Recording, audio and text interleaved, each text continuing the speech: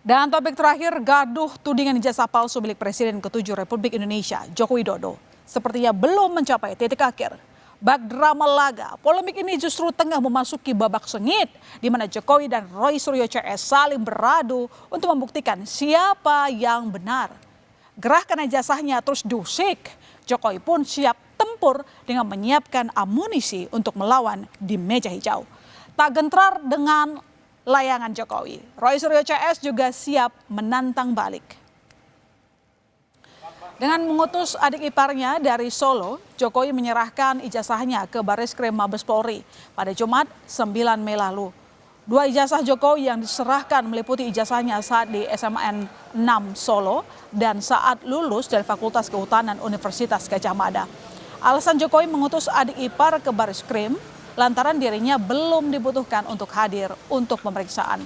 Sebelumnya Jokowi juga telah melaporkan 5 orang terkait tudingan ijazah palsu atas pasal pencemaran nama baik dan fitnah. Menyerahkan, kalau memang saya dipanggil untuk mengklarifikasi hal-hal yang perlu diklarifikasi ya saya datang. Ini menyerahkan, tentu saja menyerahkan dokumen yang saat ini sangat penting ya. Saya mengutusnya orang yang saya percaya. Ya, Pak, berarti sekarang posisi ijazah aslinya masih ada di Bareskrim? Di Bareskrim. Nanti kalau sudah selesai pasti akan diberitahukan, kemudian kita ambil. Manuver Jokowi menyerahkan ijazah ke Bareskrim justru disikapi Roy Suryo CS dengan menolak hasil uji lab forensik Bareskrim Polri. Mereka menilai jika tindakan yang dilakukan Bareskrim Polri diduga guna menyelamatkan Joko Widodo.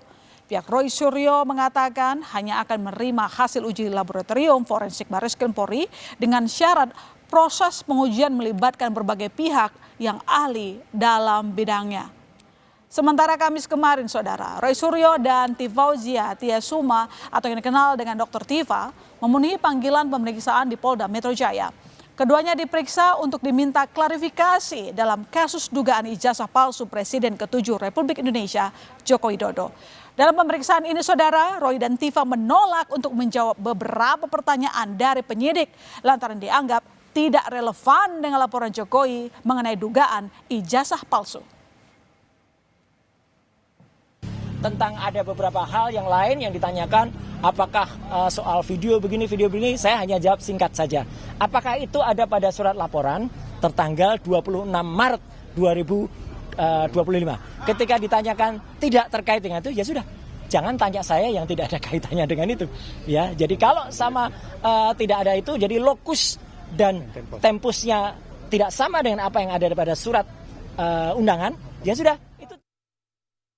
Menjadi objek perkara penanganan kasus ini adalah pernyataan yang mengandung fitnah dan pencemaran nama baik melalui media sosial atas tuduhan ijazah palsu S1 milik pelapor,